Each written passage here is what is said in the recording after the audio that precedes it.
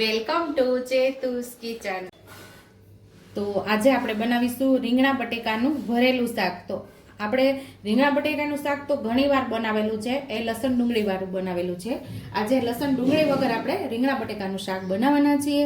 5 રીંગણ લઈ લીધા છે મીડિયમ સાઈઝના, અને 6 થી 7 આપણે નાના નાના બટેકા લઈ લીધા છે, કારણ કે નાના છોકરા હોય એને રીંગણાનું શાક ન ભાવે, એના માટે આપણે બટેકા તો ઉમેરવા જ પડે, એટલે અહીંયા 6 થી 7 આપણે બટેકા લઈ લીધા છે। અને એક મોટું ટમેટું આપણે ખમણીમાં ખમણી લીધું છે। 1 ચમચી જેટલી ફરસાણ ને સેવનો ભૂકો છે। 2 થી 3 ચમચી જેટલો આપણે માંડવીના બીનો ભૂકો લીધો છે। અહીંયા આપણે તલ અને વરિયાળીનો મિક્સ ભૂકો લીધો છે। અહીંયા લીલા ધાણાની એક વાટકી આખી ભરેલી છે, કારણ કે સારા પ્રમાણમાં લીલા ધાણા આપણે ઉમેરે તો શાકનો ટેસ્ટ એવો બહુ મસ્ત આવે છે। અડધી ચમચી જેટલી અહીંયા આપણે ગરમ મસાલો લીધો છે। 1 ચમચી જેટલી ખાંડ લીધેલી છે। તો પહેલાં આપણે રીંગણાને સુધારી અને પાણીમાં રાખી દઈશું। રીંગણાની સાઈડમાં જે પાંદડી જેવું હોય પાખડી, એ આપણે તોડી લીધી છે, એટલે કે કાપી લીધી છે। અને હવે આપણે ઊભાને આડા કાપા કરવાના છે રીંગણાની અંદર, અને રીંગણને જોઈ લેવાનું અંદર સડેલું નથી ને પાણીની અંદર આપણે ઉમેરી દઈશું। સેમ એ જ રીતે બટેકાને આપણે છોલી અને એમાં કટ લગાવી દઈશું। તો બટેકાને આવી રીતે આપણે છોલી લેશું। તો બટેકાને આપણે 2 ભાગ કરશું અને એમાં આવી રીતે કાપા કરશું, આમાં મસાલો વ્યવસ્થિત ભરાય।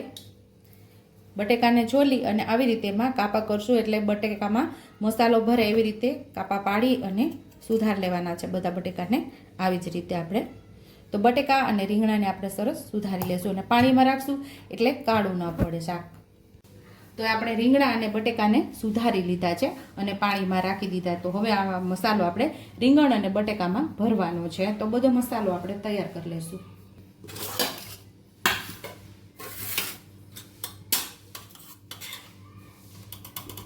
એક ચમચી જેટલું લાલ મરચું પાવડર, જે પ્રમાણે ઘરની અંદર આપણે તીખું ખવાતું હોય એ રીતે લાલ મરચું પાવડર લેવાનું। 1 ચમચી, અડધી ચમચી જેટલી હળદર, 1.5 ચમચી જેટલું ધાણા જીરું પાવડર લેશું આપણે।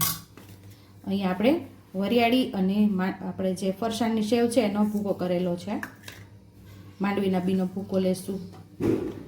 સેવનો ભૂકો ઉમેરો। હવે વરિયાળી અને તલનો ભૂકો ઉમેરશું, ખાંડ ઉમેરી દેશું, ગરમ મસાલો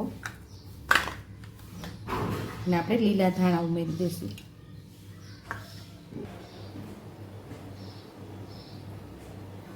સ્વાદ મુજબ આપણે મીઠું ઉમેરશું। 1 નાના ચમચા જેટલું તેલ ઉમેરશું। મસાલાને સરસ આપણે મિક્સ કરી લેશું। આ મસાલો આપણે શાકની અંદર ભરવાનો છે, એટલે કે રીંગણ અને બટેકામાં ભરવાનો છે। હવે રીતે આપણે બટેકામાં કાપો કરેલો છે એની અંદર આપણે મસાલો ભરવાનો છે। મસાલો આપણે બધું સરસ મિક્સ કરી લીધો છે। એકદમ મસ્ત એવું ગ્રેવી વાળું આપણું ઘટ એવું શાક તૈયાર થાય છે। તો સેમ એ જ રીતે રીંગણ બટેકાને ભરી લીધા, તો એવી જ રીતે આપણે રીંગણને પણ ભરી લેવાનું છે। આપણે જાડા ઊભા કાપા કરેલા એમાં આપણે ભરી લેવાનું, એટલે કે 4 કાપા કરેલા છે। આવી જ રીતે બધા રીંગણા અને બટેકાને ભરી લેવાનું છે। તો અહીં આપણે રીંગણા અને બટેકાને સરસ ભરી લીધા છે। હવે આપણે શાકનો વઘાર કરી લેશું। તો ગેસ ઉપર આપણે કુકર રાખી દીધું છે। હવે એમાં આપણે તેલ ઉમેરી દઈશું। 3 નાના ચમચા જેટલું તેલ ઉમેરશું।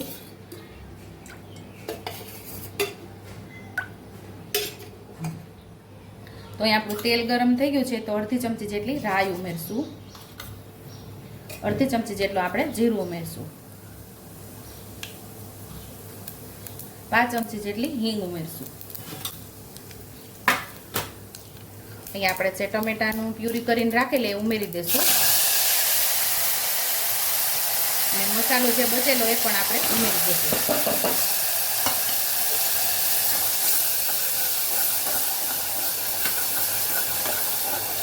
મસાલાને સરસ આપણે ટમેટા સાથે સાતળી લેવાનો। ડાયરેક્ટ મસાલો આપણે તેલની અંદર ઉમેરીએ ને તો એ મસાલો બળી જાય, એટલે પહેલાં ટમેટું ઉમેરવાનું ને પછી આપણે મસાલો ઉમેરીએ તો આપણો મસાલો બળે ને એ પણ મસ્ત એવો સ્વાદ આવે આપણા શાકની અંદર। તો અહીંયા આપણું ટમેટું પણ સરસ સતળાઈ ગયું છે અને મસાલો સતળાઈ ગયો છે અને તેલ સરસ છૂટું પડી ગયું છે। તો આપણે શાક જે ભરીને રાખેલું એ ઉમેરી દઈશું। મસાલા સાથે આપણે એને સાતળી લઈશું। થોડું ઉપર નીચે શાકને કરી લઈશું। તો શાક સરસ મસાલા સાથે સતળાઈ ગયું છે. તો જે પ્રમાણે રસો જોતો હોય એ પ્રમાણે આપણે અહીંયા પાણી ઉમેરવાનું છે. તો આપણે 1 ગ્લાસ જેટલું પાણી ઉમેરશું આમાં. 1 ગ્લાસ આપણે પાણી ઉમેરી દીધું છે. થોડું રસરસતું આપણે આ શાક બનાવવાનું છે. તો આ શાક ખીચડી સાથે કે રોટલા સાથે ખાવાની ખૂબ જ મજા આવે છે. તો હવે કુકર બંધ કરી અને આપણે 2 સીટી લઈ લેશું. કુકરમાં આપણે 2 સીટી કરી લીધી છે ને જાતે જ હવા નીકળી ગઈ છે. ત્યાં સુધી આપણે એને ઠંડુ થવા દીધું હતું. હવે આપણે શાકને જોઈ લઈએ. મસ્ત એવું આપણું શાક પાકી ગયું છે અને સર્વિંગ બાઉલમાં હવે આપણે એને સર્વ કરી લઈશું. તો ટેસ્ટી એવું આપણું રીંગણા બટેકાનું રસરસતું શાક તૈયાર છે. ઉપરથી આપણે લીલા ધાણાથી ગાર્નિશ કરી દઈશું. જો તમને મારી રેસીપી પસંદ આવી હોય તો મારી રેસીપીને લાઈક કરજો, શેર કરજો, સબસ્ક્રાઇબ કરજો, બેલ આઇકોનને દબાવતા ભૂલતા નહીં અને કમેન્ટ બોક્સમાં કમેન્ટ કરજો કે મારી રેસીપી કેવી લાગી. તો આવજો.